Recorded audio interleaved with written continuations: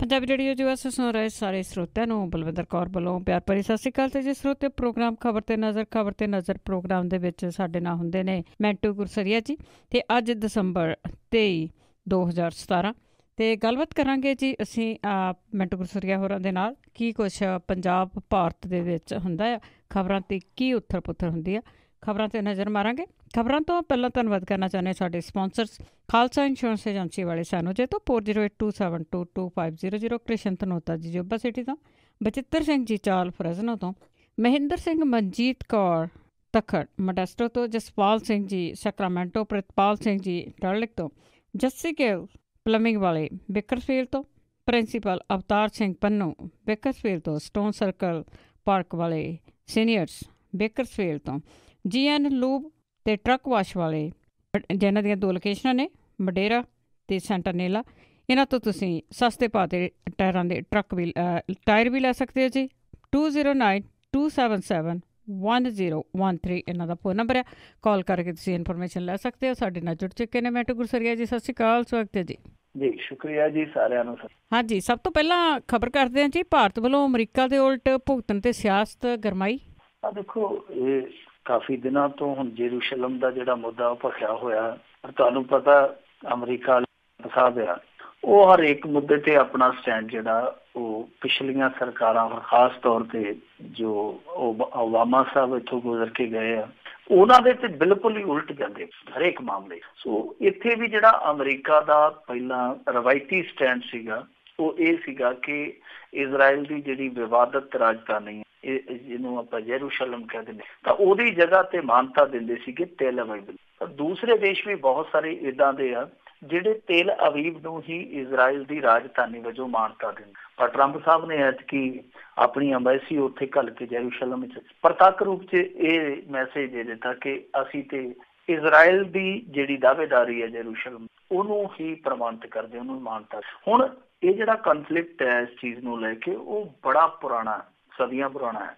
ਇੱਥੇ ਜਿਹੜੇ ਮੁਸਲਮਾਨ ਆ ਉਹ ਵੀ ਦਾਅਵਾ ਕਰਦੇ ਆ ਕਿ ਭਵਿੱਖ ਦੀ ਸਾਡੀ ਰਾਜਧਾਨੀ ਇਹੋ, ਜਦਕਿ ਇਹ ਯਹੂਦੀ ਕਹਿੰਦੇ ਆ ਕਿ ਜਿਹੜਾ ਸਾਡਾ ਉਹ ਜਦੋਂ ਆਪਣਾ ਸਾਮਰਾਜ ਚਲਾਉਂਦਾ ਸੀਗਾ ਉਸ ਤੋਂ ਬਾਅਦ ਉਹਦੇ ਤੇ ਹਮਲਾ ਕਰਕੇ ਇੱਥੋਂ ਦਾ ਜਿਹੜਾ ਸਾਡਾ ਸਾਰਾ ਸਾਮਰਾਜ ਸੀਗਾ ਉਜਾੜਿਆ ਗਿਆ, ਔਰ ਜਿਹੜੀ ਵੈਸਟਰਨ ਵਾਲ ਹੈ ਉਹ ਸਾਡੇ ਉਸ ਕਿੰਗ ਡੇਵਿਡ ਦੇ ਮਨ ਦੀ ਬਚੀ ਹੋਈ ਨਿਸ਼ਾਨੀ। ਸੋ ਇਹ ਸਾਡੀ ਰਾਜਧਾਨੀ। ਤੀਜੇ ਪਾਸੇ ਈਸਾਈ ਮਤ ਹੈ, ਈਸਾਈ ਮਤ ਦੀ ਵੀ ਉਹ ਬਹੁਤ ਪਾਵਨ ਜਗ੍ਹਾ, ਪਵਿੱਤਰ ਜਗ੍ਹਾ ਉਹਨਾਂ ਲਈ ਵੀ। ਉਹਨਾਂ ਦੀ ਮਾਨਤਾ ਦੇ ਮੁਤਾਬਕ ਯਿਸੂ ਮਸੀਹ ਇੱਥੇ ਹੀ ਦਫਨਾਇਆ ਗਿਆ ਸੀ। ਬਾਅਦ ਦੇ ਵਿੱਚ ਉਹਦਾ ਪੁਨਰ ਉਥਾਨ ਵੀ ਇੱਥੇ ਹੀ ਹੋਇਆ ਦੁਬਾਰਾ, ਮਤਲਬ ਕਿ ਉਹ ਸੰਸਾਰ 'ਚ ਇੱਥੋਂ ਹੀ ਆਇਆ। ਔਰ ਮੁਸਲਿਮ ਭਾਈਚਾਰੇ ਲਈ ਇਹ ਮਾਨਤਾ ਹੈ ਕਿ ਜਿਹੜਾ ਹਜ਼ਰਤ ਸੀਗਾ, ਪੈਗੰਬਰ ਸੀ, ਉਹ ਇੱਥੋਂ ਇੱਕ ਪੱਥਰ ਤੋਂ ਪੈਰ ਰੱਖ ਕੇ ਉਹ ਜੰਨਤ ਤੱਕ ਗਿਆ ਸੀ, ਫਿਰ ਉਹਨੇ ਖੁਦਾ ਦੇ ਨਾਲ ਉੱਥੇ ਸੰਵਾਦ ਰਚਾਇਆ, ਫਿਰ ਵਾਪਸ। ਸੋ ਤਿੰਨਾਂ ਭਾਈਚਾਰਿਆਂ ਦੀ ਉੱਥੇ ਅੱਡੋ ਅੱਡ ਆਸਥਾ, ਅੱਡੋ ਅੱਡ ਦਾਅਵੇਦਾਰੀ ਹੈ।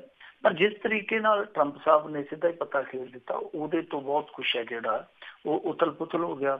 ਹਾਲਾਂਕਿ ਸਲਾਮਤੀ ਕੌਂਸਲ ਦੇ ਵਿੱਚ ਅਮਰੀਕਾ ਕੋਲ ਵੀਟੋ ਪਾਵਰ ਆ, ਉਹ ਵੀਟੋ ਦਾ ਇਸਤੇਮਾਲ ਕਰਕੇ ਕਿਸੇ ਵੀ ਮਤੇ ਨੂੰ ਨਿਰਧਾਰਿਤ ਕਰ ਸਕਦਾ ਹੈ। ਦੂਜੇ ਪਾਸੇ ਜਿਹੜਾ ਇਹ ਆਮ ਮਤਾ ਹੋਇਆ ਇਜਲਾਸ ਵਿੱਚ, UN ਇਜਲਾਸ ਵਿੱਚ, ਤਾਂ ਇਹਦੇ ਵਿੱਚ ਇੱਕ ਵਿਰੋਧ ਜਿਹੜਾ ਸੀਗਾ ਅਰਬ ਕੰਟਰੀਆਂ ਨੇ ਖੜਾ ਕੀਤਾ ਕਿ ਇਸ ਤਰ੍ਹਾਂ ਕਰਕੇ ਸਾਡੀ ਦਾਅਵੇਦਾਰੀ ਨੂੰ ਪਛਾੜਿਆ ਜਾ ਰਿਹਾ ਔਰ ਇਸ ਕ੍ਰਾਈਸਿਸ ਨੂੰ ਹੋਰ ਵੀ ਵਧਾਇਆ ਜਾ ਰਿਹਾ। ਅਮਰੀਕਾ ਬਿਲਕੁਲ ਇਜ਼ਰਾਈਲ ਦੇ ਨਾਲ ਰਲ ਕੇ ਸਾਡੇ ਹੱਕ, ਸਾਡੇ ਅਧਿਕਾਰ ਜਾਂ ਸਾਡੇ ਦਾਅਵੇ ਆ ਜਿਹੜੇ ਉਹਨਾਂ ਨੂੰ ਨਜ਼ਰ ਅੰਦਾਜ਼ ਕਰਦਾ। ਤਾਂ ਉਹਦੇ ਸਮਰਥਨ ਦੇ ਵਿੱਚ ਜੋ ਕੁਛ ਅਰਬ ਦੇਸ਼ਾਂ ਨੇ ਇੱਕ ਮਤਾ ਖੜਾ ਕੀਤਾ, ਤਾਂ ਉਹਦੇ ਹੱਕ ਦੇ ਵਿੱਚ ਉੱਥੇ ਦੇਸ਼ ਭੁਗਤੇ 128, USA ਧਮਕੀਆਂ ਦਿੰਦਾ ਰਹਿ ਗਿਆ, ਉਹਦੇ ਨਾਲ ਸਿਰਫ 9 ਦੇਸ਼ ਖੜੇ ਔਰ 35 ਏਦਾਂ ਦੇ ਦੇਸ਼ ਹੈਗੇ ਜਿਹੜੇ ਨਿਊਟਰਲ 'ਚ ਰਹੇ, ਨਾ ਇੱਧਰ ਨਾ ਉੱਧਰ। ਤਾਂ ਭਾਰਤ ਨੇ ਵਿਚਾਲੇ ਰਹਿਣ ਵਾਲਾ ਰਸਤਾ ਨਹੀਂ। ਹਾਲਾਂਕਿ ਭਾਰਤ ਅਮਰੀਕਾ ਦਾ ਵੀ ਬੜਾ ਗੂੜਾ ਮਿੱਤਰ ਆ, ਉਹ ਇਹੋ ਜਿਹਾ ਰਸਤਾ ਅਖਤਿਆਰ ਕਰ ਸਕਦਾ ਸੀ, ਪਰ ਭਾਰਤ ਨੇ ਡਾਇਰੈਕਟਲੀ USA ਦੇ ਵਿਰੋਧ ਦੇ ਵਿੱਚ। ਹੁਣ ਇਸ ਮਾਮਲੇ ਤੇ ਭਾਰਤ ਦੇ ਵਿੱਚ ਕਾਫੀ ਬਹਿਸ ਸੀ। ਜਿਹੜਾ ਸੁਬਰਾਮਨੀਅਮ ਸਵਾਮੀ ਹੈ, ਵੈਸੇ ਉਹਦੇ ਸਟੈਂਡ ਹਮੇਸ਼ਾ ਵੱਖਰਾ, ਉਹ ਕਹਿੰਦਾ ਕਿ ਭਾਰਤ ਨੇ ਏਦਾਂ ਕਰਕੇ ਗਲਤੀ ਕੀਤੀ ਹੈ। ਹਾਲਾਂਕਿ ਉਹ ਭਾਰਤੀ ਜਨਤਾ ਪਾਰਟੀ ਦਾ ਹੀ ਰਾਜ ਸਭਾ ਦਾ ਮੈਂਬਰ ਆ, ਪਰ ਬਾਵਜੂਦ ਇਸ ਦੇ ਉਹ ਕਹਿੰਦਾ ਪਿਆ ਕਿ ਇਹ ਸਰਕਾਰ ਨੇ ਗਲਤੀ। ਪਰ ਜਿਹੜੇ ਸਰਕਾਰ ਦੇ ਵਿਰੋਧੀ ਆ, ਖਾਸ ਤੌਰ ਤੇ ਉਮਰ ਅਬਦੁੱਲਾ ਵਰਗੇ ਜਿਹੜੇ ਇਹਨਾਂ ਦੇ ਕੱਟੜ ਵਿਰੋਧ ਉਹ ਇਸ ਫੈਸਲੇ ਸ਼ਲਾਘਾ ਕਰਦੇ। ਸੋ ਮੇਰੇ ਖਿਆਲ ਦੇ ਨਾਲ ਜੋ ਮੇਰਾ ਜ਼ਾਤੀ ਭਾਰਤ ਨੇ ਏਦਾਂ ਕਰਕੇ ਠੀਕ ਕੀਤਾ, ਜਾਂ ਤੇ ਭਾਰਤ ਨਿਊਟਰਲ ਰਹਿੰਦਾ ਉਹ ਵੀ ਇੱਕ ਭੂਮਿਕਾ ਹੋ ਸਕਦੀ ਕੁਛ ਹੱਦ, ਪਰ ਜੋ ਆਹ ਕੀਤਾ ਇਹ ਵੀ ਭਾਰਤ ਦੇ ਹਿੱਤਾਂ ਨਾਲ ਦੇਖੀ, ਜੇ ਭਾਰਤ ਦੇ ਸਰੋਕਾਰਾਂ ਨਾਲ ਦੇਖੀ ਹੋਇਆ। ਕਿਉਂਕਿ ਦੇਖੋ ਅਮਰੀਕਾ ਨਾਲ ਭਾਰਤ ਦੀ ਯਾਰੀ ਦੋਸਤੀ ਵੱਖਰੀ ਥਾਂ ਤੇ, ਉਹਦਾ ਇੱਕ ਵੱਖਰਾ ਰੂਪ ਆ, ਪਰ ਦੂਸਰੇ ਪਾਸੇ ਜਿਹੜੇ ਖਾਸ ਤੌਰ ਤੇ ਸਾਡੇ ਇੱਥੋਂ ਦੇਸ਼ ਆ, ਖਾੜੀ ਦੇ ਦੇਸ਼ ਆ ਜਾਂ ਅਰਬ ਦੇ ਦੇਸ਼ ਆ, ਉਹਨਾਂ ਦੇ ਨਾਲ ਭਾਰਤ ਦੇ ਹਿੱਤ ਬਹੁਤ ਜ਼ਿਆਦਾ ਜੁੜੇ ਹੋਏ। ਜਿੱਦਾਂ ਸਾਊਦੀ ਅਰਬ ਹੈ, ਸਾਊਦੀ ਅਰਬ ਤੋਂ ਤੇਲ ਲਿਆਂਦਾ, ਵੈਸੇ ਸਾਊਦੀ ਅਰਬ ਤੇ ਅਮਰੀਕਾ ਗੱਲ ਆ, ਪਰ ਦੂਜੇ ਪਾਸੇ ਜਿਹੜਾ ਈਰਾਨ ਆ, ਈਰਾਨ ਦੇ ਨਾਲ ਵੀ ਭਾਰਤ ਦੇ ਜਿਹੜੇ ਸੰਬੰਧ ਆ ਬੜੇ ਉਹ ਇੱਥੋਂ ਦੀ ਬਾਸਮਤੀ ਬਹੁਤ ਜ਼ਿਆਦਾ ਖਰੀਦਦੇ ਆ, ਉਹਦੇ ਵੱਟੇ 'ਚ ਤੇਲ ਦਿੰਦੇ ਆ। ਉਹਨਾਂ ਦੇ ਦੇਸ਼ ਦੇ ਵਿੱਚ ਹੀ ਭਾਰਤ ਨੇ ਜਾ ਕੇ ਸ਼ਾਹਬਾਰ ਬੰਦਰਗਾਹ ਬਣਾਈ। ਸੋ ਭਾਰਤ ਨੇ ਆਪਣੇ ਹਿੱਤਾਂ ਨੂੰ ਵੇਖਿਆ ਕਿ ਮੇਰੇ ਹਿੱਤ ਜ਼ਿਆਦਾ ਕਿਹੜੇ ਪਾਸੇ, ਔਰ ਵੈਸੇ ਵੀ ਫਿਲਿਸਤੀਨ ਦੇ ਨਾਲ ਵੀ ਭਾਰਤ ਦੀ ਜਿਹੜੀ ਸਾਂਝ ਹੈ ਬਹੁਤ ਪੁਰਾਣੀ ਹੈ। ਔਰ ਇਜ਼ਰਾਈਲ ਦੇ ਪ੍ਰਧਾਨ ਮੰਤਰੀ ਨੇ ਜ਼ਿਆਤੀ ਤੌਰ ਤੇ ਨਰਿੰਦਰ ਮੋਦੀ ਨੂੰ ਆਪਣੀ ਦੋਸਤੀ ਦਾ ਵਾਸਤਾ ਪਾਇਆ ਸੀ ਕਿ ਆਪਾਂ ਚੰਗੇ ਮਿੱਤਰ ਹਾਂ, ਤੁਸੀਂ ਸਾਡੇ ਹੱਕ 'ਚ, ਪਰ ਬਾਵਜੂਦ ਇਸ ਦੇ ਸਾਰੀਆਂ ਚੀਜ਼ਾਂ ਨੂੰ ਦਰਕਨਾਰ ਕਰ ਇਹਨਾਂ ਨੇ ਜੋ ਇਹ ਰਸਤਾ ਅਪਣਾਇਆ, ਮੇਰੇ ਖਿਆਲ ਦੇ ਨਾਲ ਰਾਜਸੀ ਲੜਾਈ ਜਿੱਦਾਂ ਦੀ ਮਰਜ਼ੀ ਲੜੀ ਜਾਵੇ ਇਸ ਮੁੱਦੇ ਤੇ, ਪਰ ਭਾਰਤ ਨੇ ਜਿਹੜਾ ਆਪਸ਼ਨ ਵਰਤਿਆ ਉਹ ਭਾਰਤ ਦੀਆਂ ਨੀਤੀਆਂ ਦੇ ਮੁਤਾਬਕ ਠੀਕ ਕਿਹਾ ਜਾਂਦਾ ਜੀ। ਬਿਲਕੁਲ ਜੀ। ਬਾਕੀ ਚੀਜ਼ਾਂ ਦੇ ਨਾਲ ਤੇ ਬਾਕੀ ਦੇਸ਼ਾਂ ਦੇ ਨਾਲ ਚੌਲ ਆ, ਤੇਲ ਆ, ਪਰ ਭਾਰਤ ਦੇ ਨਾਲ ਇੱਥੇ ਅਮਰੀਕਾ ਦਾ ਜਿਹੜਾ ਬੰਦਿਆਂ ਦਾ ਬਹੁਤ ਜ਼ਿਆਦਾ ਲੈਣ ਦੇ, ਕਿ ਬੰਦੇ ਬਹੁਤ ਜ਼ਿਆਦਾ ਇਹ ਬੁਲਾਉਂਦੇ ਆ ਇੰਡੀਆ ਤੋਂ। ਦੇਖਦੇ ਹਾਂ ਜੀ ਕਿੱਧਰ ਕਿੱਧਰ ਨੂੰ ਇਹ ਚੱਲਦਾ ਕੰਮ। ਅਤੇ ਅੱਗੇ ਆਪਾਂ ਰਾਜਨੀਤਿਕ ਪਾਰਟੀਆਂ ਦੀ ਜੇ ਗੱਲ ਕਰੀਏ, ਅੱਗੇ ਜੀ ਘਟਾਲੇ ਦੀ ਗੱਲ ਹੋਈ ਆ, ਅਤੇ ਹੁਣ ਰਾਬਰਟ ਵਾਡਰਾ ਦੁਆਲੇ ਸ਼ਿਕੰਜਾ ਕੱਸਣਾ ਸ਼ੁਰੂ ਹੋਇਆ। ਜਿਹੜਾ ਰਾਬਰਟ ਵਾਡਰਾ ਰਾਹੁਲ ਗਾਂਧੀ ਦਾ ਭਣੋਈਆ, ਪੁਰਾਣੇ ਸਮਿਆਂ 'ਚ ਕੱਚੀਆਂ ਕੰਧਾਂ 'ਚ ਆਲੇ ਜ਼ਰੂਰ ਰੱਖੇ ਜਾਂਦੇ ਸੀ, ਅੱਜ ਕੱਲ੍ਹ ਰਾਜਨੀਤੀ 'ਚ ਭਣੋਈਏ ਤੇ ਸਾਲੇ ਜ਼ਰੂਰ। ਸਾਡੇ ਪੰਜਾਬ ਦੀ ਰਾਜਨੀਤੀ ਹੁਣ ਇੱਥੇ ਕੌਮੀ ਰਾਜਨੀਤੀ ਦੇ ਸਾਲੇ ਭਣੋਈਏ। ਰਾਬਰਟ ਵਾਡਰਾ ਦੇ ਦੋ ਮਸਲੇ ਆ ਜਿਹੜੇ ਲੈਂਡ ਡੀਲ ਦੇ ਨਾਲ ਜੁੜੇ, ਇੱਕ ਤੇ ਹਰਿਆਣੇ ਵਾਲਾ ਉਹ ਤੁਹਾਨੂੰ ਪਤਾ ਹੀ ਹੈ ਬਹੁਤ ਰੌਲਾ ਪਿਆ, ਇੱਕ ਦੂਸਰਾ ਰਾਜਸਥਾਨ ਦੇ ਵਿੱਚ ਇਹ ਜਿਹੜਾ ਮਸਲਾ ਜਿਹਦੇ 'ਚ ਹੁਣ ਚੂੜੀ ਕੱਸਣ ਕੋਸ਼ਿਸ਼ ਕੀਤੀ, ਇਹ ਹੈ ਰਾਜਸਥਾਨ ਦਾ ਇੱਕ ਜ਼ਿਲ੍ਹਾ ਹੈਗਾ ਕਲੈਤ, ਕੁਝ ਲੋਕ ਉਹਨੂੰ ਕਵੈਤ ਵੀ ਕਹਿ ਜਾਂਦੇ ਆ, ਵੈਸੇ ਉਹ ਕਲੈਤ ਹੈ ਜ਼ਿਲ੍ਹਾ। ਉਹਦੇ ਵਿੱਚ ਬਹੁਤ ਲੰਮਾ ਸਮਾਂ ਪਹਿਲਾਂ, ਯਾਨੀ ਇਹ ਗੱਲ 2006, 7, 8 ਇਹਨਾਂ 2-3 ਸਾਲਾਂ ਦੀ, ਤਾਂ ਉੱਥੇ ਇੱਕ ਸ਼ੂਟਿੰਗ ਰੇਂਜ ਬਣਾਈ ਗਈ ਸੀ, ਔਰ ਜਿਹੜੇ ਉੱਥੋਂ ਵਿਸਥਾਪਿਤ ਹੋਏ ਸੀਗੇ ਜਾਂ ਜਿਹੜੇ ਉਜਾੜੇ ਦਾ ਸ਼ਿਕਾਰ ਹੋਏ ਸੀ, ਉਹਨਾਂ ਨੂੰ ਫਰਜ਼ੀ ਖੜਾ ਕਰਕੇ, ਉਹਨਾਂ ਦੇ ਨਾਮ ਤੇ ਨਾਮ ਬਣਾ ਕੇ, ਉਹਨਾਂ ਦੇ ਨਾਮ ਤੇ ਸਰਕਾਰੀ ਲੈਂਡ ਯੂਜ਼ ਕਰਕੇ ਉਹ ਫਰਜ਼ੀ ਕਿਸਾਨ ਜਾਂ ਜਿਹੜੇ ਫਰਜ਼ੀ ਉਜਾੜੇ ਦੇ ਲਾਭਪਾਤਰੀ ਉਹਨਾਂ ਦੇ ਨਾਮ ਵਿਖਾਏ। ਉਹ ਜ਼ਮੀਨ ਸੀ 1400 ਬਿਘਾ।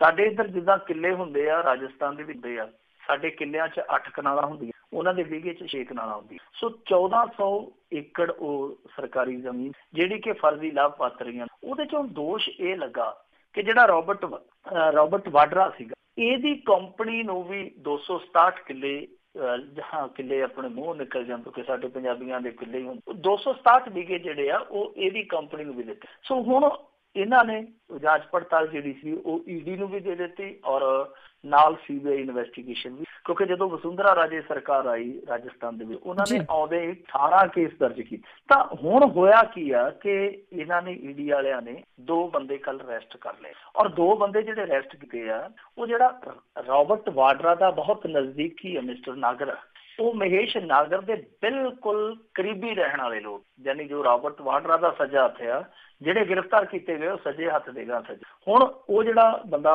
ਇੱਕ ਫੜਿਆ ਗਿਆ ਅਸ਼ੋਕ, ਜਿਹੜਾ ਉਹਦੇ ਨਾਲ ਦੂਸਰਾ ਸਾਥੀ ਉਹਦਾ ਗ੍ਰਿਫਤਾਰ ਕੀਤਾ ਗਿਆ, ਦੋਨੇ ਇੱਕੋ ਪਿੰਡ। ਦੋਸ਼ ਇਹ ਲੱਗਦਾ ਹੈ ਕਿ ਇਹਨਾਂ ਦੇ ਨਾਮ ਜ਼ਮੀਨ ਕਰਵਾ ਕੇ ਬਾਅਦ ਦੇ ਵਿੱਚ ਉਹੀ ਜਿਹੜੀ ਉਹ ਅੱਗੇ ਤਬਾਦਲੇ, ਕਹਿਣ ਤੋਂ ਭਾਵ ਹੈ ਕਿ ਰਾਬਰਟ ਵਾਡਰਾ ਦੀ ਕੰਪਨੀ। ਸੋ ਇਹ ਸਾਰਾ ਮਾਮਲਾ ਕੁਝ ਇਸ ਤਰ੍ਹਾਂ ਦਾ। ਹੁਣ ਇਹਦੇ ਵਿੱਚ ਈਡੀ ਅੱਗੇ ਜਾ ਕੇ ਕੀ ਕਰਦੀ, ਸੀਬੀਆਈ ਕਿਸ ਤਰ੍ਹਾਂ ਦੀ ਜਾਂਚ ਪੜਤਾਲ ਕਰਦੀ। ਵੈਸੇ ਸੀਬੀਆਈ ਦੀ ਜਾਂਚ ਪੜਤਾਲ ਤੇ ਕਾਫੀ, ਪਰ ਹੁਣ ਸਭ ਤੋਂ ਵੱਡਾ ਸਵਾਲ ਇਹੀ ਖੜਾ ਹੁੰਦਾ ਕਿ ਇਹ ਮੁੱਦਾ ਜਿਹੜਾ ਉਹ ਪਹਿਲਾਂ ਤੇ ਇੰਨਾ ਸਲੋ ਕਿਉਂ ਚਲਾਇਆ ਜਾਂਦਾ। ਦੂਸਰੀ ਗੱਲ ਆ ਕਿ ਜਦੋਂ ਹੁਣ ਅਸ਼ੋਕ ਚੌਹਾਨ ਤੇ ਜਿਹੜਾ ਇਹਨਾਂ ਨੇ ਮਾਮਲਾ ਖੋਲਿਆ ਸੀਗਾ, ਆਦਰਸ਼ ਹਾਊਸਿੰਗ ਕਲੋਨੀ ਵਾਲਾ, ਆਦਰਸ਼ ਹਾਊਸਿੰਗ ਸੁਸਾਇਟੀ ਵਾਲਾ, ਉਹ ਜਦੋਂ ਸੁਪਰੀਮ ਕੋਰਟ ਨੇ ਰੱਦ ਕਰ ਦਿੱਤਾ ਕਿ ਇਹਦੇ ਤੇ ਕੇਸ ਨਹੀਂ ਚਲਾਇਆ ਜਾਣਾ, ਪਹਿਲਾਂ ਉਸ ਤੋਂ ਤੁਹਾਨੂੰ ਪਤਾ 2G ਘੁਟਾਲੇ 'ਚ ਕਾਂਗਰਸ ਜਿਹੜੀ ਆ ਕਿਤੇ ਨਾ ਕਿਤੇ ਆਈ ਹੈ, ਕਿਉਂਕਿ ਉਹ ਮਾਮਲਾ ਵੀ ਜਿਹੜਾ ਬਰੀ ਹੋ ਗਿਆ।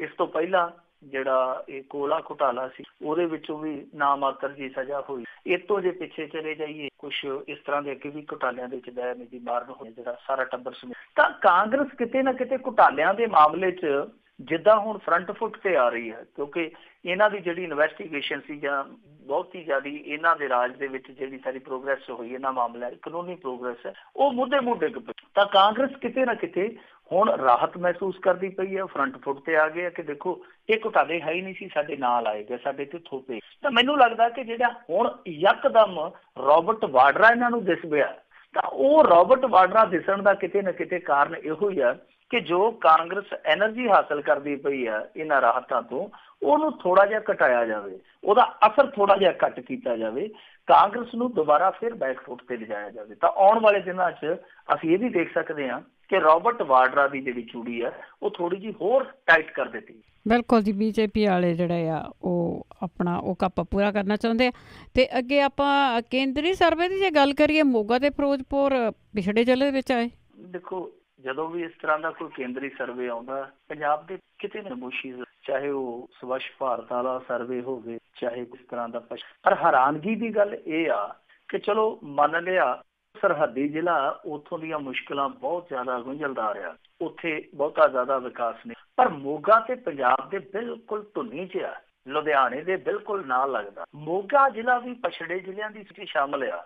ਇਹ ਕਮਾਲ ਦੀ, ਕਿਉਂਕਿ ਅਸੀਂ ਦੇਖਦੇ ਹਾਂ ਕਿ ਮੋਗੇ ਦੇ ਜਿਹੜੇ ਵਿਕਾਸ ਕਾਰਜ ਆ ਉਹਨਾਂ ਨੂੰ ਬਹੁਤ ਵਧਾ ਚੜਾ ਕੇ ਪੇਸ਼ ਕੀਤਾ ਕਿ ਮੋਗੇ 'ਚ ਹੋਇਆ, ਪਰ ਮੋਗਾ ਜਿਹੜਾ ਕਿ ਬਿਲਕੁਲ ਪੰਜਾਬ ਦੇ ਸੈਂਟਰ ਦੇ ਵਿੱਚ ਪੈਂਦਾ ਔਰ ਲੁਧਿਆਣੇ ਦਾ ਗਵਾਂਢੀ ਜ਼ਿਲ੍ਹਾ, ਉਹਦੇ 'ਚ ਇੰਨਾ ਪਛੜਿਆ ਹੈਰਾਨ ਕਰਦਾ। ਵੈਸੇ ਇਹ ਜਿਹੜਾ ਸਰਵੇ ਸੀਗਾ ਇਹ ਸਰਕਾਰ ਨੇ ਸੋਸ਼ਲ ਇਕੋਨੋਮਿਕ ਸਰਵੇ ਦੇ ਨਾਂ ਹੇਠ, ਔਰ ਇਹਦੇ ਵਿੱਚ ਮੋਗਾ ਤੇ ਫਿਰੋਜ਼ਪੁਰ ਨੂੰ ਬੈਕਵਰਡ ਕੈਟਾਗਰੀ, ਕੁੱਲ ਦੇਸ਼ ਭਰ ਦੇ 115 ਜ਼ਿਲ੍ਹੇ ਕੈਟਾਗਰੀ 'ਚ ਰੱਖੇ ਗਏ ਆ। ਇਹ ਸਰਵੇ ਜਿਹੜਾ ਉਹ ਬੇਸਿਕਲੀ ਬਿਜਲੀ, ਪਾਣੀ, ਪਬਲਿਕ ਹੈਲਥ, 8 ਜ਼ਰੂਰੀ ਜਿਹੜੀਆਂ ਫੈਸਿਲਿਟੀ ਹੁੰਦੀਆਂ ਉਹਨਾਂ ਨੂੰ ਲੈ ਕੇ ਕੀਤਾ ਗਿਆ ਸੀ, ਉਹਨਾਂ ਦੀ ਬੁਨਿਆਦ ਤੇ ਕੀਤਾ ਗਿਆ ਸੀ, ਉਹਨਾਂ ਦੀ ਆਧਾਰ ਤੇ। ਹੁਣ ਜਿਹੜਾ ਫਿਰੋਜ਼ਪੁਰ ਦਾ DC ਹੈ ਉਹ ਤਾਂ ਕਹਿੰਦਾ ਪਿਆ ਕਿ ਦੇਖੋ ਅਸੀਂ ਇਹ ਜਿਹੜਾ 2022 ਤੱਕ ਦਾ ਨਿਊ ਇੰਡੀਆ ਦਾ ਮਿਸ਼ਨ ਲੈ ਕੇ ਚੱਲਦੇ ਪਏ ਹਾਂ, ਉਦੋਂ ਤੱਕ ਅਸੀਂ ਫਿਰੋਜ਼ਪੁਰ ਨੂੰ ਨਿਖਾਰ ਦੇਵਾਂਗੇ, ਇਹਨੂੰ ਸੰਵਾਰ ਦੇਵਾਂਗੇ। ਪਰ ਅਸਲ ਕਹਾਣੀ ਜਿਹੜੀ ਹੈ ਉਹ ਉਲਟ ਆ। ਫਿਰੋਜ਼ਪੁਰ ਦੇ ਵਿੱਚ ਪੈਸਾ ਪਹਿਲਾਂ ਵੀ ਆਇਆ, ਪੈਸਾ ਲੱਗਿਆ ਨਹੀਂ। ਤੁਹਾਨੂੰ ਯਾਦ ਹੋਣਾ ਹੈ ਇੱਕ ਵਾਰੀ ਫਿਰੋਜ਼ਪੁਰ ਦੇ ਵਿੱਚੋਂ ਇਹ ਖਬਰ ਆਈ ਸੀ ਕਿ CBI ਕੰਟੋਨਮੈਂਟ ਇਲਾਕੇ ਦੇ ਵਿੱਚ, ਛਾਉਣੀ ਇਲਾਕੇ ਦੇ ਵਿੱਚ ਆ ਕੇ ਜਦੋਂ ਇਹ ਪਤਾ ਕਰਦੀ ਹੈ ਕਿ ਇੱਥੇ ਭਾਈ ਸੀਵਰੇਜ ਪਿਆ, ਤੇ ਲੋਕ ਕਹਿੰਦੇ ਜੀ ਸੀਵਰੇਜ ਪਿਆ ਪਰ ਪਤਾ ਨਹੀਂ ਕਿਹੜੇ ਕਾਗਜ਼ਾਂ 'ਚ ਪਿਆ ਤੁਸੀਂ, ਤੇ ਜਿੱਥੇ ਕਾਗਜ਼ਾਂ ਦੇ ਵਿੱਚ ਦੱਸਿਆ ਗਿਆ ਸੀਗਾ ਕਿ ਜੀ ਇੱਥੇ ਸੀਵਰੇਜ ਪਿਆ, CBI ਵਾਲੇ ਉੱਥੇ ਪੁੱਟ ਕੇ ਮਰ ਗਏ ਥੱਲੇ ਸੀ, ਯਾਨੀ ਸੀਵਰੇਜ ਸਾਰਾ ਹੀ ਸੀ, ਜਿਹੜਾ ਸੀਵਰੇਜ ਦਾ ਗੰਦਮੰਦ ਜਿਹੜਾ ਸੀਗਾ ਸਾਰਾ ਉਹ ਕਈਆਂ ਦੇ ਢਿੱਡਾਂ 'ਚ। ਯਾਨੀ ਇਹ ਨਹੀਂ ਹੈ ਕਿ ਪਹਿਲਾਂ ਫਿਰੋਜ਼ਪੁਰ ਨੂੰ ਕੋਈ ਗ੍ਰਾਂਟ ਨਹੀਂ ਆਈ, ਫਿਰੋਜ਼ਪੁਰ ਦੇ ਵਿੱਚ ਪੈਸਾ ਨਹੀਂ ਆਇਆ, ਸਭ ਕੁਝ ਹੋਇਆ, ਪੈਸਾ ਉੱਧਰ ਖਾਧਾ ਪੀਤਾ ਗਿਆ ਕਿਉਂਕਿ ਸਰਹੱਦੀ ਜ਼ਿਲ੍ਹਾ, ਉਹਦੀ ਬਹੁਤੀ ਸੁਣਵਾਈ ਨਹੀਂ। ਸੋ ਇਹ ਜਿਹੜੇ ਦੋ ਪਛੜੇ ਜਿਹੜੇ ਆ ਪੰਜਾਬ ਦੇ, ਇਹਨਾਂ ਦੀ ਕਹਾਣੀ ਤੇ ਠੀਕ ਸਾਹਮਣੇ ਆ ਗਈ। ਪਰ ਜੇ ਅਸੀਂ ਦੂਸਰੇ ਸ਼ਹਿਰਾਂ ਦੀ ਗੱਲ ਕਰ ਲਈਏ ਜਿਹੜੀਆਂ ਸਹੂਲਤਾਂ ਨੂੰ ਆਧਾਰ ਬਣਾ ਕੇ ਇਹ ਸਰਵੇ ਕੀਤਾ ਗਿਆ, ਇਹ ਇਕੱਲੇ ਜ਼ਿਲ੍ਹਿਆਂ ਦਾ ਕੀਤਾ ਗਿਆ, ਜੇ ਸਾਡੇ ਲੋਕਲ ਸ਼ਹਿਰਾਂ ਦਾ ਕਰ ਲਿਆ ਜਾਵੇ ਇਸ ਤਰ੍ਹਾਂ ਦਾ ਸਰਵੇ, ਤਾਂ ਮੇਰੇ ਖਿਆਲ ਦੇ ਨਾਲ ਪੰਜਾਬ ਦੇ ਜਿਹੜੇ ਬਹੁਤੇ ਸ਼ਹਿਰ ਆ, ਕੁਝ ਇੱਕਾ ਦੁੱਕਾ ਨੂੰ ਛੱਡ ਕੇ ਪੰਜਾਬ ਦੇ ਜਿਹੜੇ ਬਹੁਤੇ ਸ਼ਹਿਰ ਆ ਉਹ ਇਸੇ ਕੈਟਾਗਰੀ 'ਚ ਆ ਜਾਣਗੇ, ਕਿਉਂਕਿ ਸੀਵਰੇਜ ਆ ਜਿਹੜੇ ਉਹ ਜਾਂ ਤੇ ਬਲੌਕ ਆ ਜਾਂ ਕੁਛ ਸ਼ਹਿਰਾਂ ਦੇ ਵਿੱਚ ਕੁਛ ਹਿੱਸਿਆਂ 'ਚ ਹੈ ਹੀ ਨਹੀਂ। ਫਿਰ ਜੇ ਬਿਜਲੀ ਦੀ ਸਹੂਲਤ ਆ, ਉਹ ਵੀ ਤੁਹਾਨੂੰ ਪਤਾ ਕਿ ਇੱਥੇ ਬਿਜਲੀ ਜਿਹੜੀ ਗਰਮੀਆਂ 'ਚ ਇਸ ਤਰ੍ਹਾਂ ਆਉਂਦੀ, ਉਹ ਇਸ ਤਰ੍ਹਾਂ ਆਉਂਦੀ ਹੈ ਜਿੱਦਾਂ ਸੰਗ ਕੇ ਨਵੀਂ ਵਿਆਹੀ ਆਉਂਦੀ, ਬਿਲਕੁਲ ਖਸਤਾ ਹਾਲ ਸਪਲਾਈ ਹੋ ਰਹੀ ਹੈ ਗਰਮੀਆਂ ਤੇ ਖਾਸ ਤੌਰ ਤੇ। ਫਿਰ ਪਬਲਿਕ ਹੈਲਥ ਉਹ ਕਿਸੇ ਵੀ ਸ਼ਹਿਰ 'ਚ ਦਰੁਸਤ ਨਹੀਂ। ਮੇਰੇ ਕਹਿਣ ਦਾ ਭਾਵ ਇਹ ਆ ਕਿ ਪੰਜਾਬ ਨੂੰ ਇਹ ਸੋਚਣਾ ਪਊ ਕਿ ਇਹ ਸਾਰੀਆਂ ਚੀਜ਼ਾਂ ਕਿੱਦਾਂ ਠੀਕ, ਪਰ ਰੌਲਾ ਇਹ ਆ ਕਿ ਜਿਨ੍ਹਾਂ ਨੇ ਠੀਕ ਕਰਨਾ ਉਹਨਾਂ ਦੇ ਕੋਲ ਨਾ ਤੇ ਨੀਤੀ ਠੀਕ ਆ ਨਾ ਹੀ ਉਹਨਾਂ ਦੀ। ਹਾਂਜੀ, ਮਨਪ੍ਰੀਤ ਸਿੰਘ ਬਾਦਲ ਦੀ ਜੇ ਗੱਲ ਕਰੀਏ ਤਾਂ ਉਹ ਆਪਣੇ ਥਰਮਲ ਪਲਾਂਟਾਂ ਨੂੰ ਲੈ ਕੇ ਆਪਣੇ ਬਿਆਨ ਤੋਂ ਦੁਆਰਾ ਪਲਟੇ। ਦੇਖੋ ਮਨਪ੍ਰੀਤ ਸਿੰਘ ਬਾਦਲ ਹੈ ਜਿਹੜਾ ਉਹ ਸ਼ਾਇਰਾਨਾ ਤਬੀਅਤ ਦਾ ਮਾਲਕ ਹੈ ਤੇ ਸ਼ਾਇਰ ਅਕਸਰ ਬਦਲ, ਉਹ ਕਦੇ ਮਹਿਬੂਬਾ ਦੀ ਜ਼ੁਲਫ 'ਚ ਅਟਕੇ ਰਹਿੰਦੇ ਆ ਸਾਲਾਂ, ਤੇ ਫਿਰ ਯਕਦਮ ਉਹਨਾਂ ਦੀ ਸੁਧਾ ਖੁੱਲਦੀ ਹੈ ਕਿ ਸਮਾਜ ਦੇ ਵਿੱਚ ਵੀ ਬਹੁਤ ਸਾਰੀਆਂ ਸਮੱਸਿਆਵਾਂ ਨੇ, ਫਿਰ ਉਹ ਇਨਕਲਾਬੀ ਕਵੀਆਂ ਕਵਿਤਾਵਾਂ ਦਾ ਇਹ ਇਹਨਾਂ ਦਾ ਸੁਭਾਅ ਹੁੰਦਾ। ਮਨਪ੍ਰੀਤ ਸਿੰਘ ਬਾਦਲ ਹੈ ਜਿਹੜਾ ਉਹ ਚੋਣ ਕੰਪੇਨ ਦੇ ਦੌਰਾਨ ਇਸੇ ਹੀ ਥਰਮਲ ਦੇ ਮੂਹਰੇ ਖੜ ਕੇ ਮੁਲਾਜ਼ਮਾਂ ਨੂੰ ਆਖ ਕੇ ਸੀਗਾ ਕਿ ਦੇਖੋ ਜੀ ਜੇ ਰੱਬ ਨੂੰ ਮਨਜ਼ੂਰ ਹੋਇਆ ਤੇ ਰੁੱਸ ਕੇ ਗਈਆਂ ਭਾਰਾਂ ਵਾਪਸ ਆ ਜਾਣ, ਬਠਿੰਡੇ ਦੇ ਥਰਮਲ ਦੀਆਂ ਉਦਾਸ ਪਈਆਂ ਚਿਮ ਧੂੰਆਂ ਨਿਕਲੂਗਾ ਤੇ ਪੰਜਾਬ ਦੇ ਹਜ਼ਾਰਾਂ ਕਾਰਖਾਨਿਆਂ ਦੀ ਮੁਸ਼ਕਿਲ ਫਿਰ ਜਲਦਾ। ਹੁਣ ਇਸੇ ਬਿਆਨ ਨੂੰ ਜਦੋਂ ਮਨਪ੍ਰੀਤ ਸਿੰਘ ਬਾਦਲ ਨੂੰ ਯਾਦ ਕਰੇ, ਬਾਦਲ ਸਾਹਿਬ ਤੁਸੀਂ ਤੇ ਆਹ ਕਹਿ ਗਏ ਸੀ ਤੇ ਹੁਣ ਆਹ ਕੀ ਲੋੜਾ ਮਾਰਨ ਲੱਗੇ ਜੀ, ਤੇ ਇਹ ਕਹਿੰਦਾ ਜੀ ਕਿ ਦੇਖੋ ਇਹ ਜਿਹੜਾ ਥਰਮਲ ਆ ਉਹ 1300 ਕਰੋੜ ਰੁਪਏ ਇਸ ਸਮੇਂ ਘਾਟਾ ਪਾ ਰਿਹਾ, 1300 ਕਰੋੜ ਦੀ ਰਕਮ ਹਰੇਕ ਮਹੀਨੇ ਘਾਟਾ। ਤਾਂ ਜਦੋਂ ਮਨਪ੍ਰੀਤ ਸਿੰਘ ਬਾਦਲ ਨੂੰ ਪੁੱਛਿਆ ਗਿਆ ਇਹਨਾਂ ਦੇ ਨਾਲ ਵਾਅਦਾ ਕੀਤਾ ਸੀ, ਉਹ ਕਹਿੰਦਾ ਜੀ ਮੈਂ ਵਾਅਦਾ ਕੀਤਾ ਸੀ ਪਰ ਮੈਂ ਨਾਲ ਇਹ ਵੀ ਤੇ ਕਸਮ ਖਾਧੀ ਸੀਗੀ ਨਾ ਕਿ ਮੈਂ ਪੰਜਾਬ ਨੂੰ ਨੁਕਸਾਨ ਨਹੀਂ। ਸੋ ਉਹਨਾਂ ਨੇ ਦੂਜਾ ਮਰੋੜਾ ਦੇ ਫਿਰ ਜਜ਼ਬਾਤੀ ਪੱਤਾ ਖੇਡਤਾ ਕਿ ਮੈਂ ਨਾਲ ਇਹ ਵੀ ਸਹੁੰ ਖਾਧੀ ਆ ਕਿ ਪੰਜਾਬ ਨੂੰ ਨੁਕਸਾਨ ਨਹੀਂ ਹੋਣ ਦੇਣਾ, ਸੋ ਲਿਹਾਜ਼ਾ ਮੈਂ 1300 ਕਰੋੜ ਰੁਪਈਆ ਮਹੀਨੇ ਦਾ ਬਚਾਉਣ ਦਾ। ਹੁਣ ਦੇਖੋ ਆ ਜਿਹੜਾ 1300 ਕਰੋੜ ਰੁਪਈਆ ਵਾਲਾ ਨਵਾਂ ਫੰਡਾ ਨਿਕਲ ਆਇਆ, ਲੋਕ ਤੇ ਸੋਚ ਕੇ ਹੈਰਾਨ ਆ ਕਿ ਜੇ 1300 ਕਰੋੜ ਰੁਪਈਆ ਮਹੀਨੇ ਦਾ ਬਚਦਾ ਹੈ ਤੇ ਇਹ ਤੇ ਬਹੁਤ ਵੱਡੇ, ਤੇ 10,000 ਕਰੋੜ ਰੁਪਈਏ ਤੋਂ ਵੀ ਜ਼ਿਆਦਾ ਦੀ ਰਕਮ ਸੀਗੀ ਇੱਕ ਸਾਲ ਦੀ ਜਿਹੜੀ ਸਾਡੀ ਖੂਹ ਖਾਤੇ 'ਚ ਪੈ ਰਹੀ ਸੀ। ਤੇ ਜਦੋਂ 10 ਸਾਲ ਆਪੋਜੀਸ਼ਨ ਦੇ ਵਿੱਚ ਸਨ ਫਿਰ ਇਹ ਚੁੱਪ-ਚਾਪ ਇਸ ਲੁੱਟ ਇਸ ਅਜਾਈ ਜਾਂਦੀ ਰਕਮ ਚੁੱਪ-ਚਾਪ ਇੰਨਾ ਪੈਸਾ ਜੇ ਬਰਬਾਦ ਹੋ ਰਿਹਾ ਸੀਗਾ ਤੇ ਇਹਨਾਂ ਨੂੰ ਲੋਕਾਂ ਨੂੰ ਪਹਿਲਾਂ ਹੀ ਦੱਸ ਦੇਣਾ ਚਾਹੀਦਾ ਸੀਗਾ ਕਿ ਅਕਾਲੀ ਭਾਜਪਾ ਸਰਕਾਰ ਦੇ ਵਿੱਚ ਇੱਕ ਥਰਮਲ ਪਲਾਂਟ ਹੀ ਹੈ ਜਿਹੜਾ ਉਹ 1300 ਕਰੋੜ ਰੁਪਈਆ ਮਹੀਨੇ ਦਾ ਖਾਧੀ, ਉਦੋਂ ਇਹ ਚੁੱਪ ਰਹੇ। ਹੁਣ ਇਹਨਾਂ ਨੂੰ ਇਹੋ ਜਿਹੀ ਹੁਣ ਤੇ ਕਹੀ ਜਾਂਦੇ ਜੀ ਕਿ ਇੱਥੋਂ ਦੀ ਜਿਹੜੀ ਬਿਜਲੀ ਪ੍ਰੋਡਕਸ਼ਨ ਆ ਉਹ ਬੜੀ ਕੋਸਟਲੀ, ਪਰ ਇਹ ਨਹੀਂ ਦੱਸਦੇ ਕਿ ਜਦੋਂ ਇਹ ਆਪੋਜੀਸ਼ਨ 'ਚ ਹੁੰਦੇ ਸੀ ਕਿ ਉਦੋਂ ਸੁਨੀਲ ਜਾਖੜ ਸਾਹਿਬ ਕੀ ਉਦੋਂ ਕਹਿੰਦੇ ਸੀਗੇ ਕਿ ਜਿਹੜੇ ਸਰਕਾਰੀ ਥਰਮਲ ਆ ਉਹਨਾਂ ਦੇ ਮੁਕਾਬਲੇ ਨਿੱਜੀ ਥਰਮਲਾਂ ਦੀ ਪ੍ਰੋਡਕਸ਼ਨ ਹੈ ਉਹ ਸਾਨੂੰ ਕੋਸਟਲੀ। ਸੋ ਸਾਰਾ ਕੁਝ ਹੀ ਉਲਟ ਫੁਲਟ ਹੋ ਗਿਆ। ਮਨਪ੍ਰੀਤ ਸਿੰਘ ਬਾਦਲ ਵੀ ਇਹ ਜੋ ਬੋਲੇ ਛੱਡ ਕੇ ਗਏ ਸਨ, ਉਹਨਾਂ ਬੋਲਿਆਂ ਤੋਂ ਹੁਣ ਭੱਜਦੇ ਨਜ਼ਰ ਆਉਂਦੇ। ਵੈਸੇ ਇਹੀ ਸਿਆਸੀ ਦੂਰੇ ਭਾਰਤ ਦੀ ਸਿਆਸਤ ਇਸੇ ਤਰ੍ਹਾਂ ਹੀ ਕਰਦੀ ਆ। ਉਦਾਂ ਜਿਹੜਾ ਇਹਨਾਂ ਨੇ ਵਾਅਦਾ ਕੀਤਾ ਸੀਗਾ ਉਹ ਵਾਅਦਾ ਸ਼ਾਇਦ ਪੂਰਾ ਕਰ ਦੇਣਗੇ। ਇਹਨਾਂ ਨੇ ਕਿਹਾ ਸੀਗਾ ਕਿ ਬਠਿੰਡੇ ਦੀਆਂ ਚਿਮਨੀਆਂ 'ਚੋਂ ਧੂੰਆਂ ਕੱਢਾਂਗੇ, ਤੇ ਕੋਈ ਚਿਮਨੀਆਂ 'ਚੋਂ ਧੂੰਆਂ ਨਿਕਲੇ ਜਾਂ ਨਾ ਨਿਕਲੇ, ਮੁਲਾਜ਼ਮਾਂ ਦੇ ਕੰਨਾਂ 'ਚੋਂ ਧੂੰਆਂ ਇਹਨਾਂ ਨੇ ਜ਼ਰੂਰ ਕਢਾ ਦੇਣਾ, ਕਿਉਂਕਿ ਉਹਨਾਂ ਨੂੰ ਫਿਕਰ ਪਿਆ ਕਿ ਅੱਗੇ ਸਾਡਾ ਭਵਿੱਖ ਇਹ ਬਿਜਲੀ ਥਰਮਲ ਬੰਦ ਹੋਏਗਾ। ਉਹਨਾਂ ਨੂੰ ਪਤਾ ਨਹੀਂ ਲੱਗਦਾ ਪਿਆ, ਨਾ ਇਹ ਦੱਸਦੇ ਪਿਆ ਕਿ ਅਸੀਂ ਇੰਨੇ ਮੁਲਾਜ਼ਮ ਜਿਹੜੇ ਆ ਉਹ ਆਖਰ ਕਿੱਥੇ ਐਡਜਸਟ ਕਰਦੇ ਜੀ।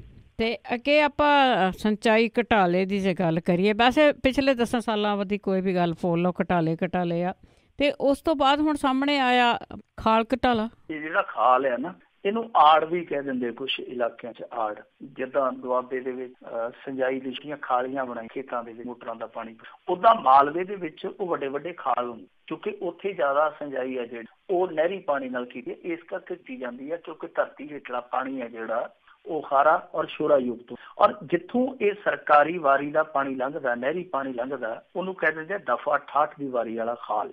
ਮਸਲਨ ਕਿਸੇ ਕੋਲ 5 ਕਿੱਲੇ ਜ਼ਮੀਨ ਆ, ਉਹਦਾ ਹਫ਼ਤੇ ਬਾਅਦ ਪਾਣੀ ਦਾ ਵਾਰਾ ਆਉਂਦਾ, ਉਹ ਆਉਂਦਾ 75 ਮਿੰਟ। ਜੇ ਕਿਸੇ ਦੇ ਕੋਲ 100 ਕਿੱਲਾ ਜ਼ਮੀਨ ਆ ਉਹਦਾ ਹਫ਼ਤੇ ਬਾਅਦ ਪਾਣੀ ਦਾ ਵਾਰਾ ਆਉਂਦਾ ਜਿਹੜਾ ਉਹ ਆਉਂਦਾ 1500 ਮਿੰਟ। ਸੋ ਇਸ ਤਰ੍ਹਾਂ ਹਫ਼ਤੇ ਬਾਅਦ ਹਫ਼ਤਾਵਾਰੀ ਵਾਰੀ ਲੱਗਦੀ ਹੈ, ਕਾਰੀ ਏਦਾਂ ਆਉਂਦਾ ਜ਼ਮੀਨਾਂ 'ਚ ਪਾਣੀ ਲੈ ਕੇ ਖੇਤਾਂ ਤੱਕ ਪਹੁੰਚਾਉਂਦਾ, ਉਹਨੂੰ ਦਫਾ 68 ਦੀ ਵਾਲਾ ਖਾਲ ਕਹਿੰਦੇ। ਹੁਣ ਇਹ ਜਿਹੜਾ ਖਾਲ ਆ ਇਹ ਬਣਾਉਂਦੀ ਹੈ ਅੱਗੇ ਜਿੱਥੋਂ ਬੰਦੇ ਦਾ ਆਪਣਾ ਨਿੱਜੀ ਖਾਤਾ ਸ਼ੁਰੂ ਹੋ ਜਾਂਦਾ ਜ਼ਮੀਨ, ਉਹਨੇ ਜੇ ਖਾਲ ਪੱਕਾ ਬਣਾਉਣਾ ਹੈ ਕਿਉਂਕਿ ਦੇਖੋ ਇੱਥੇ ਸਮੱਸਿਆ ਮਾਲਵੇ 'ਚ ਇਹ ਆ ਕਿ ਰੇਤਲੀ ਧਰਤੀ ਹੈ, ਪਾਣੀ ਸਿਮਦਾ ਬਹੁਤ ਹੈ, ਤਾਂ ਪਾਣੀ ਦੀ ਬਚਤ ਲਈ ਪੱਕੇ ਖਾਲਾਂ ਵਾਲੀ ਯੋਜਨਾ ਜਿਹੜੀ ਉਹ 1985-86 ਇੱਥੇ ਲਿਆਂਦੀ। ਤਾਂ ਉਹ ਜਿਹੜੇ ਖਾਲੇ ਕਿਸੇ ਨੇ ਆਪਣੇ ਤੌਰ ਤੇ ਬਣਾਉਣੇ, ਆਪਣੇ ਖੇਤਾਂ 'ਚ ਪੱਕੇ ਬਣਾਉਣੇ ਆ, ਤਾਂ ਉਹਦੇ ਲਈ ਇਹਨਾਂ ਨੇ ਇੱਕ ਸਕੀਮ ਲਿਆਂਦੀ ਕਿ 10% ਉਹਦਾ ਜਿੰਨਾ ਵੀ ਕਿੱਲੇ ਦਾ ਬਜਟ ਹੋਊਗਾ ਉਹਦਾ 10% ਕਿਸਾਨ ਰੱਖੂਗਾ, ਬਾਕੀ 90% ਸਰਕਾਰ ਪਾਊਗੀ ਤੇ ਉਹ ਖਾਲਾ ਪੱਕਾ ਬਣਾ ਦਿੱਤਾ। ਤਾਂ ਖਾਸ ਤੌਰ ਤੇ ਲੰਬੀ 'ਚ, ਬਠਿੰਡੇ 'ਚ, ਇਹਨਾਂ 2-3 ਜ਼ਿਲ੍ਹਿਆਂ 'ਚ, ਮਾਨਸਾ 'ਚ ਇਹ ਖਾਲੇ ਬਹੁਤ ਵੱਡੇ ਪੱਧਰ ਤੇ ਬਣ ਔਰ ਬਣਾਉਣ ਦੀ ਜ਼ਿੰਮੇਵਾਰੀ ਦਿੱਤੀ ਗਈ ਸੀਗੀ ਟਿਊਬਵੈਲ ਕਾਰਪੋਰੇਸ਼ਨ ਨੂੰ। ਟਿਊਬਵੈਲ ਕਾਰਪੋਰੇਸ਼ਨ ਕੀ ਕਰਦੀ ਸੀਗੀ ਕਿ ਕਿੱਲੇ ਦੇ ਹਿਸਾਬ ਨਾਲ 10,000 ਰੁਪਇਆ ਕਿਸਾਨ ਤੋਂ ਲੈ ਲੈਂਦੀ ਸੀ, ਬਾਕੀ ਆਪਦੇ ਕੋਲ ਰਕਮ ਪਾ ਕੇ ਠੇਕੇਦਾਰਾਂ ਨੂੰ ਕਹਿੰਦੇ ਫਲਾਣੇ ਰਕਬੇ ਵਿੱਚ ਖਾਲੇ ਬਣਾ ਦਿਓ। ਹੁਣ ਇੱਥੇ ਬਹੁਤ ਵੱਡੇ ਪੱਧਰ ਤੇ ਘੁਟਾਲੇ ਹੋਣ ਦਾ ਜਿਹੜਾ ਉਹ ਚਰਚਾ ਇਸ ਕਰਕੇ ਆ ਕਿਉਂਕਿ ਬਹੁਤ ਸਾਰੇ ਕਿਸਾਨਾਂ ਦੀਆਂ ਸ਼ਿਕਾਇਤਾਂ ਪਹਿਲਾਂ ਵੀ ਆਈਆਂ, ਉਹ ਦੱਬ ਗਈਆਂ ਕਿਉਂਕਿ ਉਸ ਸਮੇਂ ਜਿਹੜੇ ਠੇਕੇ ਦਿੱਤੇ ਗਏ ਸਨ ਠੇਕੇਦਾਰਾਂ ਨੂੰ ਉਹ ਜਾਂ ਤੇ ਅਕਾਲੀ ਵਰਕਰਾਂ ਕੋਲ ਸਨ ਬਹੁਤੇ ਠੇਕੇ, ਜਾਂ ਅਕਾਲੀ ਲੀਡਰਾਂ ਦੇ ਬਹੁਤ ਜ਼ਿਆਦਾ ਨੇੜਲੇ ਲੋਕਾਂ ਕੋਲ। ਤਾਂ ਉਹਨਾਂ ਠੇਕੇਦਾਰਾਂ ਦੇ ਖਿਲਾਫ ਜਿਹੜੀਆਂ ਸ਼ਿਕਾਇਤਾਂ ਆਉਂਦੀਆਂ ਸੀਗੀਆਂ ਉਹ ਅਣਸੁਣੀਆਂ ਕਰ ਦਿੱਤੀਆਂ। ਪਰ ਹੁਣ ਜਦੋਂ ਸਰਕਾਰ ਬਦਲ ਗਈ ਆ ਤਾਂ ਇਹ ਜਿਹੜੀ ਇਨਵੈਸਟੀਗੇਸ਼ਨ ਸੀ ਜਾਂ ਇਹ ਜਿਹੜੀ ਸਾਰੀ ਕੁਵਰ ਸੀ ਇਹ ਵਿਜੀਲੈਂਸ ਨੇ ਆਪਣੇ ਹੱਥ 'ਚ ਲੈ ਲਈ। ਹੁਣ ਕਮਾਲ ਦੀ ਗੱਲ ਤੇ ਇਹ ਹੈ ਕਿ ਜਿਹੜਾ ਇੱਕ ਸ਼ਿਕਾਇਤਕਰਤਾ ਹੈ ਇਸ ਮਾਮਲੇ ਦੇ ਵਿੱਚ ਉਹ ਸ਼ਿਕਾਇਤਕਰਤਾ ਹੀ ਦੋਸ਼ ਲਾਈ ਜਾਂਦਾ। ਉਹ ਕਹਿੰਦਾ ਜੀ ਕਿ ਵਿਜੀਲੈਂਸ ਮੈਨੂੰ ਉਲਟਾ ਕਹੀ ਜਾਂਦੀ ਹੈ ਕਿ ਤੂੰ ਚੁੱਪ ਕਰ, ਤੂੰ ਕੀ ਲੈਣਾ, ਤੂੰ ਐਵੇਂ ਵਾਧੂ ਮੂੰਹ ਪਾੜਿਆ ਹੋਇਆ, ਤੂੰ ਆਪਦਾ ਮੂੰਹ ਚੁੱਪ ਕਰਕੇ ਸੀ ਲਾ, ਅਸੀਂ ਜੋ ਕਰਨਾ ਹੋਇਆ ਕਰ ਲਵਾਂ। ਸੋ ਇਸ ਤਰ੍ਹਾਂ ਦੀਆਂ ਕਹਾਣੀਆਂ ਸਾਨੂੰ ਸੁਣਨ ਨੂੰ ਮਿਲਦੀਆਂ ਪਈਆਂ। ਹੁਣ ਵਿਜੀਲੈਂਸ ਜਿਹੜੀ ਆ ਉਹ ਬਹੁਤ ਸਲੋਲੀ ਇਸ ਮਾਮਲੇ ਨੂੰ ਢੱਕਦੀ ਜਾ ਰਹੀ ਹੈ। ਵੈਸੇ ਵਿਜੀਲੈਂਸ ਨੇ ਕਈ ਮਾਮਲੇ ਆ ਜਿਹੜੇ ਉਹ ਠੰਡੇ ਵਸਤੇ 'ਚ ਪਾ ਰੱਖਿਆ। ਹੁਣ ਜਿਹੜਾ ਖਾਲ ਘੁਟਾਲਾ ਸੀਗਾ ਜਿਹੜਾ ਸੈਂਕੜੇ ਕਰੋੜ ਦਾ ਘੁਟਾਲਾ, ਉਸ ਘੁਟਾਲੇ ਦੇ ਜਿਹੜੇ ਸ਼ਿਕਾਇਤਕਰਤਾ ਜਿਹੜੇ ਦੋਸ਼ ਲਾਉਂਦੇ ਆ ਕਿ ਬਹੁਤ ਵੱਡੇ ਪੱਧਰ ਤੇ ਧਾਂਦਲੀ, ਉਹਨਾਂ ਨੇ ਇਹ ਸਮਝ ਲਿਆ ਕਿ ਇਸ ਮਾਮਲੇ ਤੇ ਪਰਦਾ ਪਾਉਣਾ ਚਾਹੁੰਦੇ, ਉਹ ਰੌਲਾ ਪਾਉਂਦੇ ਆ। ਮਾਮਲਾ ਜਿਹੜਾ ਉਹ ਕੋਰਟ ਦੇ ਵਿੱਚ ਵੀ ਇਹਨਾਂ ਨੇ ਮੰਗ ਕੀਤੀ ਹੈ ਕਿ CBI ਦੀ ਇਨਵੈਸਟੀਗੇਸ਼ਨ ਇਸ ਮਾਮਲੇ 'ਚ ਕਰਵਾਈ ਜਾਏ। ਹੁਣ ਦੇਖਦੇ ਹਾਂ ਕਿ ਕੀ ਬਣਦਾ। ਪਰ ਉਹਦਾ ਖਾਲਿਆਂ ਦਾ ਹਾਲ ਇੱਥੇ ਇਹ ਸੀਗਾ ਕਿ ਦੇਖੋ, ਜਿਵੇਂ ਮੈਂ ਤੁਹਾਨੂੰ ਕਿਹਾ ਕਿ 80 ਦੇ ਮੱਧ 'ਚ ਜਿਹੜੇ ਖਾਲੇ ਬਣੇ ਉਹ ਤੇ ਜਿਉਂਦੇ ਤਿਉਂ ਖੜੇ ਆ, ਉਹ ਤੇ ਹਾਲੇ ਵੀ ਵਗੀ ਜਾਂਦੇ, ਹਾਲੇ ਵੀ ਚੱਲੀ ਜਾਂਦੇ ਆ। ਤੇ ਜਿਹੜੇ 2015 'ਚ 2016 'ਚ ਇਹਦੇ ਖਾਸ ਠੇਕੇਦਾਰਾਂ ਨੇ ਬਣਾਏ, ਵਿਸ਼ੇਸ਼ ਠੇਕੇਦਾਰਾਂ ਨੇ ਬਣਾਏ, ਉਹ ਖਾਲੇ ਤੇ ਪਹਿਲੇ ਝਟਕੇ 'ਚ ਹੀ ਚਲੇ ਗਏ, ਉਹ ਤੇ ਪਹਿਲੇ ਝਟਕੇ 'ਚ ਹੀ ਖਿਲਰ ਗਏ। ਕਈ ਥਾਈਂ ਐਸਾ ਵੀ ਵਾਪਰਿਆ, ਖਾਸ ਤੌਰ ਤੇ ਇੱਕ ਮਲੋਟ ਦੇ ਲਾਗੇ ਪਿੰਡ ਸੀਗਾ, ਕਿ ਕਈ ਕਿੱਲੇ ਖਾਲ ਪਹਿਲੀ ਵਾਰੀ ਜਦੋਂ ਉਹਦੇ 'ਚ ਪਾਣੀ ਲੰਘਾਇਆ ਗਿਆ, ਪਹਿਲੀ ਵਾਰੀ ਉਹ ਏਦਾਂ ਖਿਲਰ ਗਿਆ ਜਿੱਦਾਂ ਉਹ ਥੁੱਕ ਨਾਲ ਬਣਾਇਆ ਹੁੰਦਾ, ਰੇਤਾ ਸੀਮਿੰਟ ਲੱਗਿਆ ਗਿਆ। ਸੋ ਇਹ ਜਿਹੜੇ ਥੁੱਕ ਨਾਲ ਬਣਾਏ ਖਾਲੇ ਆ ਔਰ ਇਹਨਾਂ ਬਣਾਏ ਖਾਲਾਂ ਦੇ ਵਿੱਚ ਜਿਹੜੀ ਥੁੱਕ ਲੱਗੀ, ਇਸ ਮਾਮਲੇ ਦੀ ਇਨਵੈਸਟੀਗੇਸ਼ਨ ਤੇ ਹੋਣੀ ਚਾਹੀਦੀ ਹੈ। ਪਰ ਜਿਸ ਤਰੀਕੇ ਨਾਲ ਪਿਛਲੀਆਂ ਇਨਵੈਸਟੀਗੇਸ਼ਨ ਚੱਲਦੀਆਂ ਪਈਆਂ, ਉਹਨਾਂ ਨੂੰ ਵੇਖ ਕੇ ਤੇ ਬਹੁਤੀ ਉਮੀਦ, ਬਹੁਤੀ ਸੰਭਾਵਨਾ ਜਿਹੜੀ ਉਹ ਬਚਦੀ ਨਹੀਂ, ਕਿਉਂਕਿ ਇੱਥੇ ਕੁੱਲ ਮਿਲਾ ਕੇ ਜਦੋਂ ਇੱਧਰ ਉੱਧਰ ਦਾ 7 ਬਲਾਵਾਂ ਪਾ ਕੇ ਜਦੋਂ ਅਖੀਰ ਤੇ ਤਾਰਾਂ ਜਾ ਕੇ ਉਤਲੇ ਘਰਾਂ 'ਚ ਜੁੜ ਜਾਂਦੀਆਂ ਨੇ, ਫਿਰ ਉੱਥੇ ਜਾ ਕੇ ਸਾਰਾ ਕੁਛ ਹੈ ਜਿਹੜਾ ਉਹ ਬੀਅਰ ਦੀ ਝੱਗ ਵਾਂਗੂ। ਸੋ ਸਾਨੂੰ ਇਹਦੇ 'ਚ ਵੀ ਇਹੋ ਕੁਝ ਦੇਖਣ ਨੂੰ ਮਿਲ ਸਕਦਾ ਹੈ। ਘੁਟਾਲਾ ਕਾਫੀ ਜ਼ਬਰਦਸਤ ਹੈ, ਪਰ ਇਸ ਘੁਟਾਲੇ ਦੇ ਵਿੱਚ ਵੀ ਇੱਕ ਘੁਟਾਲਾ ਹੋਰ ਵੇਖਣ ਨੂੰ ਮਿਲ ਸਕਦਾ ਕਿ ਜਾਂਚ ਦੇ ਨਾਂ ਤੇ ਪਰਦਾ ਪਾ ਕੇ ਇਸ ਨੂੰ ਬੰਦ ਕਰ। ਜੀ ਇਹ ਹੈਗੇ ਜੀ ਚਾਂਸ। ਤਾਂ ਅੱਗੇ ਆਪਾਂ ਪੰਜਾਬ ਦੇ 510 ਸਕੂਲਾਂ ਤੇ ਗੱਲ ਕਰਦੇ ਹਾਂ, ਉਹਨਾਂ ਦੀ ਸਰਕਾਰ ਕਾਰਵਾਈ ਕਰਨ ਦੇ ਰੋਚ। ਦੇਖੋ, ਜਿਹੜੇ ਇਹ 510 ਸਕੂਲ ਆ, ਇਹਨਾਂ ਨੂੰ ਇਸ ਕਰਕੇ ਹੁਣ ਕਾਰਵਾਈ ਦਾ ਸਾਹਮਣਾ ਕਰਨਾ ਪੈ ਸਕਦਾ ਕਿਉਂਕਿ ਇਹਨਾਂ ਨੇ ਮਿੱਥੇ ਸਮੇਂ ਤੇ ਔਰ ਵਾਰ-ਵਾਰ ਕਹਿਣ ਤੇ ਵੀ ਜਿਹੜਾ ਸਰਵੇ ਹੁੰਦਾ, ਜਿਹਨੂੰ MHRD ਸਰਵੇ ਕਹਿੰਦੇ ਆ, ਉਹਦਾ ਯੂਡਾਈਸ ਸਰਵੇ ਜਿਹੜਾ ਉਹ ਇਹਨਾਂ ਨੇ ਯੂਡਾਈਸ ਜਿਹੜਾ ਸਰਵੇ ਆ, ਜਿਹਨੂੰ ਯੂਨੀਫਾਈਡ ਡਿਸਟ੍ਰਿਕਟ ਇਨਫੋਰਮੇਸ਼ਨ, ਉਹ ਸਰਵੇ ਜ਼ਰੂਰੀ ਕੀਤਾ ਗਿਆ ਸਕੂਲਾਂ ਲਈ। ਔਰ ਪੰਜਾਬ ਸਰਕਾਰ ਨੇ ਇਹਦੇ 'ਚ ਇਹ ਕੀਤਾ ਸੀਗਾ ਕਿ ਜਿਹੜੇ ਸਕੂਲਾਂ ਦੇ ਸਰਵੇ ਸੀਗੇ ਉਹ ਆਨਲਾਈਨ ਕਰ ਦਿੱਤੇ, ਕਿ ਤੁਹਾਨੂੰ ਇਹ ਨਹੀਂ ਹੈ ਕਿ ਤੁਸੀਂ ਆਪਣੀਆਂ ਰਿਪੋਰਟਾਂ ਤਿਆਰ ਕਰੋ, ਉਸ ਤੋਂ ਬਾਅਦ ਦਫ਼ਤਰਾਂ ਦੇ ਵਿੱਚ ਜਮ੍ਹਾਂ ਕਰਾਓ, ਧੱਕੇ ਖਾਓ, ਐਸਾ ਕੁਛ ਨਹੀਂ ਹੈ। ਤੁਸੀਂ ਆਨਲਾਈਨ ਇਸ ਸਰਵੇ ਦੇ ਵਿੱਚ ਭਾਗ ਲੈ। ਤਾਂ ਹੋਇਆ ਕੀ ਹੈ ਕਿ 510 ਸਕੂਲਾਂ ਨੇ, ਜਿਨ੍ਹਾਂ ਦੇ ਵਿੱਚ 10 ਤੇ ਸਰਕਾਰੀ ਸਕੂਲ ਆ, 5 ਐਡਿਡ ਸਕੂਲ ਆ, 495 ਪ੍ਰਾਈਵੇਟ, ਇਹਨਾਂ ਨੇ ਵਾਰ-ਵਾਰ ਕਹਿਣ ਤੇ ਵੀ ਇਹ ਜਿਹੜਾ ਸਰਵੇ ਸੀਗਾ ਉਹ ਕਰਕੇ, ਉਸ ਸਰਵੇ ਦੇ ਵਿੱਚ ਕੀ ਹੈ ਕਿ ਜਿੱਦਾਂ ਸਕੂਲਾਂ ਨੂੰ ਬੁਨਿਆਦੀ ਸਹੂਲਤਾਂ ਦਿੱਤੀਆਂ ਜਾਂਦੀਆਂ, ਬੱਚਿਆਂ ਨੂੰ ਖੇਡ ਮੈਦਾਨ ਵਗੈਰਾ ਜਾਂ ਹੋਰ ਇਨਫਰਾਸਟਰਕਚਰ, ਉਹਦੇ ਸੰਬੰਧੀ ਜਾਣਕਾਰੀਆਂ, ਜਿਹੜੀਆਂ ਬੇਸਿਕ ਜਾਣਕਾਰੀਆਂ, ਤਾਂ ਇਹਨਾਂ ਸਕੂਲਾਂ ਨੇ ਉਹ ਜਿਹੜੀਆਂ ਬੇਸਿਕ ਜਾਣਕਾਰੀਆਂ ਉਸ ਸਰਵੇ ਦੇ ਤਹਿਤ ਭੇਜਣੀਆਂ, ਇਹਨਾਂ ਨੇ ਹੁਣ ਤੱਕ ਭੇਜੀਆਂ ਨਹੀਂ। ਸੋ ਹੁਣ ਸਰਕਾਰ ਨੇ ਇਹਨਾਂ ਤੇ ਸਕੰਜਾ ਕੱਸਣ ਦਾ ਫੈਸਲਾ ਕਰ ਲਿਆ। ਜਿਹੜੇ ਸਿੱਖਿਆ ਸਕੱਤਰ ਹੈ ਇੱਥੇ ਕ੍ਰਿਸ਼ਨ ਕੁਮਾਰ, ਤੁਹਾਨੂੰ ਪਤਾ ਹੀ ਉਹ ਕਿੱਦਾਂ ਦਾ ਸੁਭਾਅ ਰੱਖਦੇ ਆ, ਉਹ ਕਹਿੰਦੇ ਆ ਕਿ ਅਸੀਂ ਇਹ ਸਾਰੀ ਲਿਖਤ ਪੱਤਰੀ ਹੈ ਜਿਹੜੀ ਉੱਥੇ ਭੇਜ ਦਿੱਤੀ ਹੈ, ਇਹ ਸਰਵੇ ਪੂਰਾ ਨਹੀਂ ਕਰਕੇ ਭੇਜਦੇ ਤੇ ਫਿਰ ਤੁਹਾਡਾ ਕੰਮ ਹੈ ਤਮਾਮ ਕਰ ਦਿਓ, ਯਾਨੀ ਇਹਨਾਂ ਦੀਆਂ ਜਿਹੜੀਆਂ ਮਾਨਤਾਵਾਂ ਨੇ ਉਹ ਰੱਦ ਕਰ ਦਿੱਤੀਆਂ। ਜੀ ਬਿਲਕੁਲ, ਨਿਕਲੂਗਾ ਤਾਂ ਬਹੁਤ ਕੁਛ। ਤੇ ਅਖੀਰ ਦੇ ਵਿੱਚ ਖੇਡ ਜਗਤ ਦੀਆਂ ਗਤੀਵਿਧੀਆਂ, ਦੇਖੋ, ਖੇਡ ਸੰਸਾਰ ਦੇ ਵਿੱਚ ਸਭ ਤੋਂ ਵੱਡੀ ਖਬਰ ਜਿਹੜੀ ਹੈ ਉਹ ਇਸ ਅਭਿਨਵ ਬਿੰਦਰਾ ਨੂੰ ਲੈ ਕੇ ਆ। ਓਲੰਪਿਕ ਗੋਲਡ ਮੈਡਲ ਦਾ ਨਿਸ਼ਾਨੇਬਾਜ਼ ਅਭਿਨਵ ਬਿੰਦਰਾ ਜੀ ਪ੍ਰੋਜੈਕਟ ਨਾਲ ਜੁੜਨ ਤੋਂ ਬਾਅਦ ਹਿੱਤਾਂ ਦੇ ਟਕਰਾਅ ਨੂੰ ਵੇਖਦਿਆਂ ਜਿਹੜੇ ਉੱਤੇ ਟਾਰਗੇਟ ਓਲੰਪਿਕ ਦੇ ਪ੍ਰਧਾਨ ਦਾ ਅਹੁਦਾ ਸੀਗਾ, ਉਹਨੇ ਦੋਨਾਂ ਅਹੁਦਿਆਂ ਤੋਂ ਉਹ ਕਹਿੰਦਾ ਕਿ ਮੈਂ ਪ੍ਰੋਜੈਕਟ ਦੇ ਨਾਲ ਜੁੜਿਆ ਔਰ ਮੈਂ ਨਹੀਂ ਚਾਹੁੰਦਾ ਕਿ ਜਿਹੜੇ ਮੇਰੇ ਹਿੱਤ ਆ ਉਹ ਕਲੈਸ਼ ਕਰ। ਸੋ ਅਭਿਨਵ ਬਿੰਦਰਾ ਨੇ ਆਪਣੀ ਸਿਆਣਪ ਦਿਖਾਉਂਦਿਆਂ, ਆਪਣੀ ਸੂਝ-ਬੂਝ ਦਿਖਾਉਂਦਿਆਂ ਉਹਨਾਂ ਦੋਨਾਂ ਅਹੁਦਿਆਂ ਤੋਂ ਅਸਤੀਫਾ ਦੇ ਦਿੱਤਾ। ਦੂਸਰੇ ਪਾਸੇ ਕੱਲ T20 ਮੈਚ ਦੇ ਤਰੀਕੇ ਨਾਲ ਭਾਰਤ ਨੇ ਨੂੰ ਹਰਾਇਆ, ਉਹ ਬਾ ਕਮਾਲ ਸੀਗਾ। ਇਹਨਾਂ ਨੇ 88 ਦੌੜਾਂ ਨਾਲ ਹਰਾਇਆ ਔਰ ਕਮਾਲ ਦੀ ਗੱਲ ਹੈ ਕਿ ਇਹਦੇ 'ਚ ਇੱਕ ਵਾਰੀ ਫੇਰ ਰੋਹਿਤ ਸ਼ਰਮਾ, ਜਿਹਨੂੰ ਅੱਜ ਕੱਲ੍ਹ ਹਿੱਟਮੈਨ ਕਿਹਾ ਜਾਂਦਾ, ਰੋਹਿਤ ਸ਼ਰਮਾ ਨੇ ਫੇਰ ਇੱਕ ਵਾਰੀ ਇੱਕ ਵਰਲਡ ਰਿਕਾਰਡ ਬਣਾਇਆ।